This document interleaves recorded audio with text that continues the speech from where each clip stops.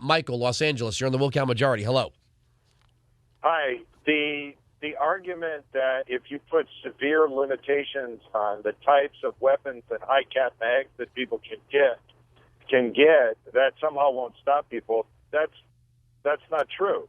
If you put severe, heavy restrictions and heavy penalties for violators, if you almost completely eliminate the manufacture of them, there'd be no place to get them. People can make liquor in their bathtub. You cannot make an assault rifle in your garage. Actually, you can. That's how. No offense. That's how much you know. Have you ever seen 3D stamping? Have you ever known any? Well, hold on, sir. Have you? Yeah. You can make an AR-15 with a blueprint downloaded from the internet, a piece of steel, a piece of aluminum, and some plastic, and a lathe. And if gun control laws work, how are those gangs working out for you in Los Angeles? Crips, Bloods, all that stuff, all gone away? Well, the last time I checked, there were actually freeways in and out of Los Angeles whereby people could go to other places with far less restriction, buy the weapons, and bring them back. Okay, what about the national gun laws of Mexico? Let's just talk about the United States. Because okay, well, let's say you banned every civilian, you shut down. You don't think that there would be an international trade? Do you think the majority of the cocaine that comes into the U.S. is coming here from people who make it here or people that bring it here? Are you talking, well, I'm sorry, the majority of what? I'm sorry. Cocaine. Cocaine is much easier to import illegally than heavy weapons. All right, how about human prostitutes then? Let's focus on firearms. No, because you're giving me this fallacy that you really think the federal government can't stop illegal immigrants, can't stop illegal drugs, can't stop human trafficking for prostitution, and you think magically that they're just going to shut down the production of firearms. Perhaps not shut it down entirely, no. Okay. But if you but wait a second. You already have automatic weapon bans in this country. What do the gangs in your city use?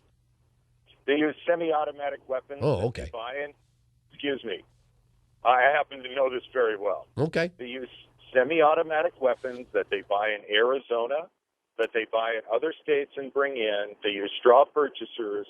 There are basically no effective background checks that can work because of the private sale loopholes and the gun show loopholes. Look, can you eliminate every single possible illegal use of a firearm with heavy restrictions? No. Will you reduce it substantially? Absolutely. And a country that is genuinely interested in the safety of its citizens and protecting the rights of lawful gun owners would never consider doing anything else. The fact is that the country is not genuinely interested in that because it's overridden by people who make millions upon millions of dollars selling guns and ammo over and over, but people have far more than they could ever need or use for defense. It is part of a culture that unfortunately is far too violent. And if you want to talk about violent entertainment, it's been around forever. Read Shakespeare. The stages are littered with bodies. So let me ask you this. So when the cartels figure out an international stream of these firearms and they continue to get their fully automatic AK-47s and the law-abiding citizen is disarmed, what's going to be your next version of this? In that fantasy, which is so unlikely. Okay, in that fantasy. So you, sir, believe that there won't become an international black market for the kinds of firearms that the gangs want to use in your fantasy. They'll just say to themselves, hey, how are we going to do drive-bys? I don't know. We can't buy guns anymore. If your argument is, well, gosh, if we make things illegal, people might do them anyway, by that logic, no law should ever be made. You're talking about tens of thousands of murders every year that have nothing to do with gangs, that have nothing to do with... Now, how many of those murders are committed by people who acquired their guns legally? 40% of all murders are committed with illegally obtained firearms.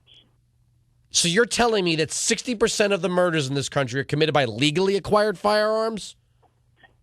You bet. You're wrong. You're 100% wrong, sir. 100% wrong. Thank you very much.